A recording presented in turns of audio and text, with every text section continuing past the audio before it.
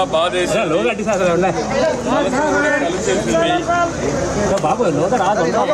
ఈ ప్రభుత్వం అన్ని జాగ్రత్తలు తీసుకొని గడచిన ప్రభుత్వం చేసిన వ్యవస్థల్ని సర్వనాశనం చేశారు. అవన్నీ బాగు చేసే కార్యక్రమంలో ఇలాంటి సంఘటన జరగడం చాలా బాధిస్తుంది.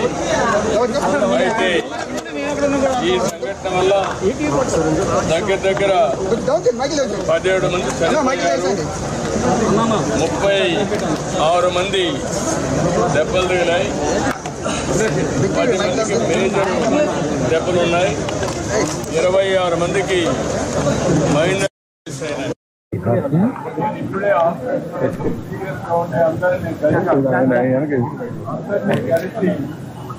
వాళ్ళతో మాట్లాడాను. ఇంకో పక్క 57 మందికి బల్స్ కూడా ఉన్నాయి. 57 ఒక అతనైతే 57% మంది చాలా ధైర్యంగా ఉన్నాడు.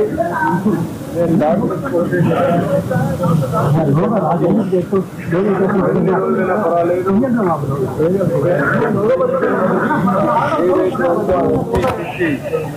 అతను మళ్ళీ నార్మల్గా రావాలి.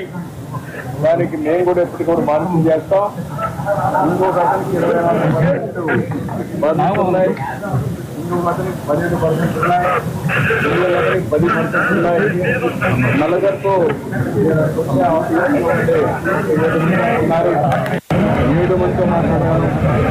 ఒక ఆయన షాప్లో ఉన్నాడు, ఆయన కూడా ఇప్పుడు రికవర్ అయ్యాడు, బాగానే ఉన్నాడు. అందరితో మాట్లాడిన తర్వాత డాక్టర్తో కూడా పర్సనల్గా ఆదేశాలు ఇచ్చారు. ఎట్టి పరిస్థితుల్లో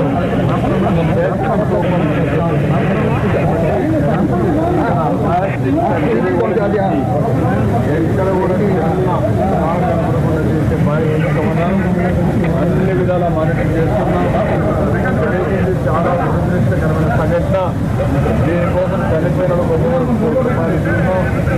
అదే సమయంలో సీరియస్గా ఇంజనీర్ జరిగిన వారికి 50 లక్షలు ఇస్తున్నాం. మైనర్ ఇన్సూరెన్స్ 25 లక్షలు ఇస్తున్నాం. ఏ మాత్రం కూడా ఎవ్వరికీ ఇబ్బంది లేకుండా ఆ కుటుంబాన్ని ఆదుకునే బాధ్యత కూడా తీసుకుంటాం. విశాఖపట్నం నాకు మనసుకు దగ్గరైన స్థితి. 2 రోజులు ఏ విధంగా చేసామో మీరు అందరూ చూశారు. ఎప్పుడో ఒక మంచి పని స్థితి. ఇలాంటి స్థితిలో నేను మొత్తం ఈ యొక్క సేఫ్టీ మెజర్స్ ఇన్స్టాల్ చేయాలి.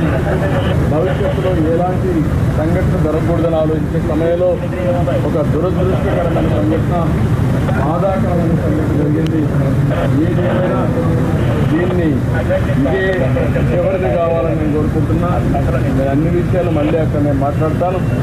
ఇక్కడ చూసిన తర్వాత పేషెంట్లను చూసిన తర్వాత 200 మంది ఎక్కువని ఒక ఆశాభావం వాళ్ళు చూస్తే వచ్చింది.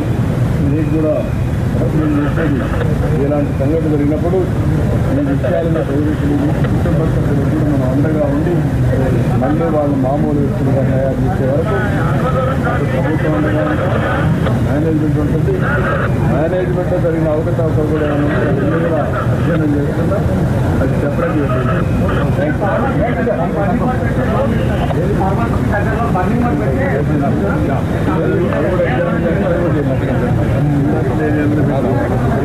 ఏం చేయాలో అంటే నేను చెప్పిన ఆలోచన ఇంకా నేను బ్రాడ్గా రికమెండేషన్ తీసుకుంటా. దాని పేరు ఏం చేయాలి.